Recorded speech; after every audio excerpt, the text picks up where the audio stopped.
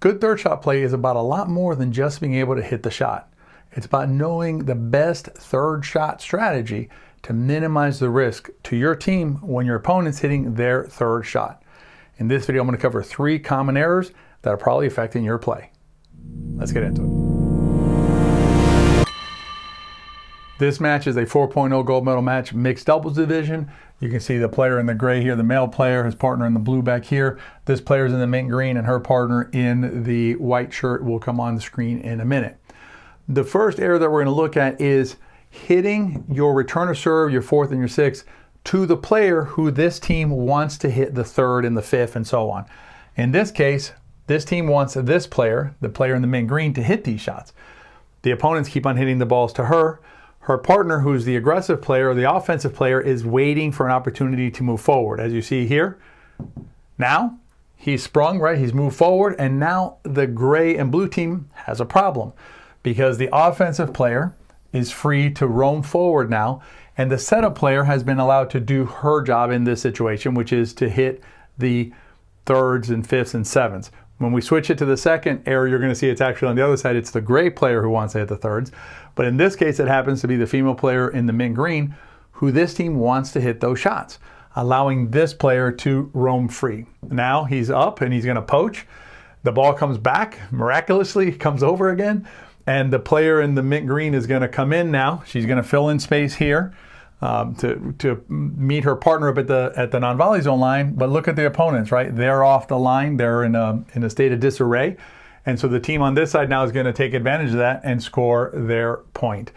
This point is helped by the gray and the blue team on the other side hitting their shots to the setup player, allowing the setup player to do her job, to simply hit ball again and again and again until they got the chance they wanted. We're going to see it happen in the very next rally. It's going to happen the exact same way, where they're going to come back at the setup player.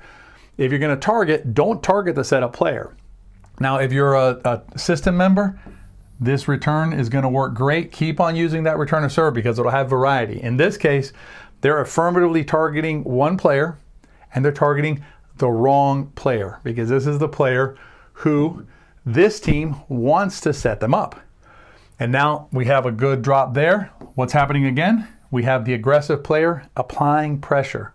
Now, he's not going to be able to get to this ball, but it doesn't matter because the damage is being done already. The pressure is being created with that movement and tightening up that space. Now, this player is going to get what she wants. Now, the shot's missed, but so what? That's what we want when we play pickleball. We want those pop-ups. We want those opportunities. And hitting the third, when we hit our returns and our fourths to the setup player, we allow this team here to then develop the offense the way that they want to.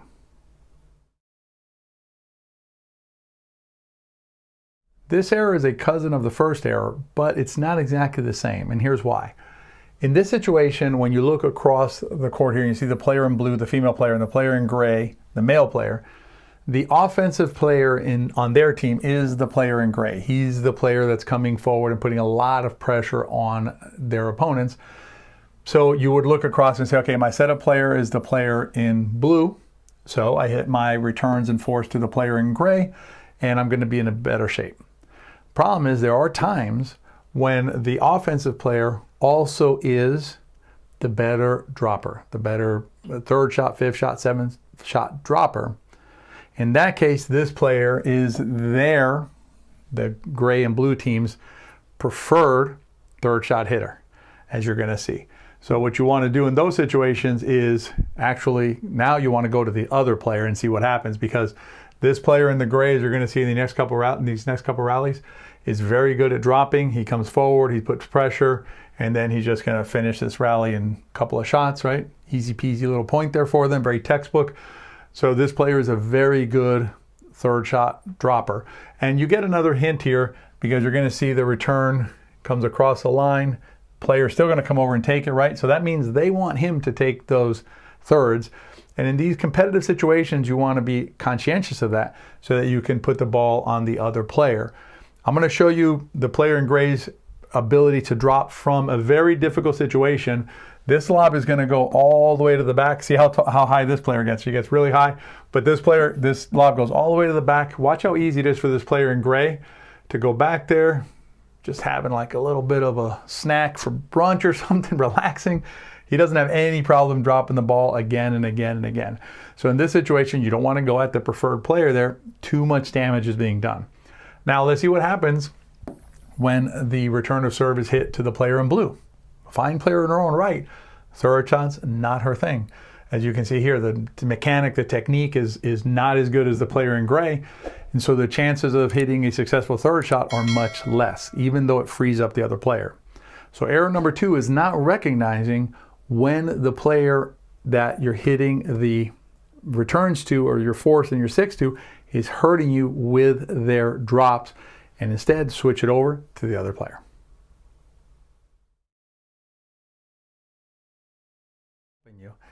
But right now we're going to move into error number 3, which is compounding error number 2. What happens is this. We know that we don't want this player over here, the player in the gray, to hit the third if we can at all avoid it.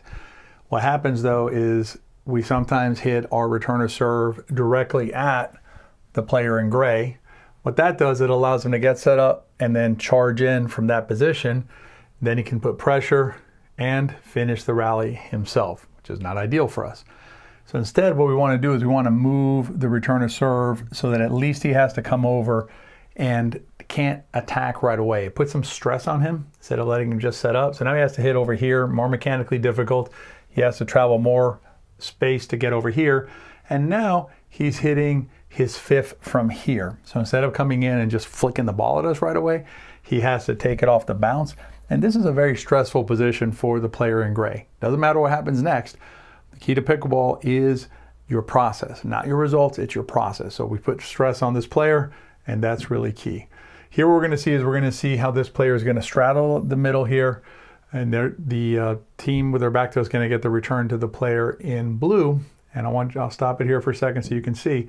So I got this player straddling here, leaving all of this space open, which this team's going to take advantage of in a second. Good return of serve deep to this player here, and this team is going to be in trouble now, the team in the gray and the blue, compared to the last couple of rallies that I showed you. If you're a TPS student, this middle return of serve is still going to do the vast amount of lifting in most levels of play against the vast majority of players you're facing. So continue to focus on this return of serve here. And then when you're playing a 4-0 gold medal match and you have to worry about these kind of things, then you can worry about that. All right, so we're going to see how she's going to lift it. This is open, easy put away for the player in white. So what you want to do is when you're playing against a player who's a very dominant force in terms of hitting thirds and being able to attack, you want to keep it away from them to make them at least move even if they're hitting it. Not like this, where they're just able to come straight in and immediately put pressure on us as a team. These 3 strategy errors are commonly seen in pickleball doubles. Another common error that we see out there is this one right here. Oopsie, who covers this ball right here in the middle in a doubles match? To get the best strategy for middles coverage, click right here, and I'll send you our free Respect the X guide. I'll see you next time.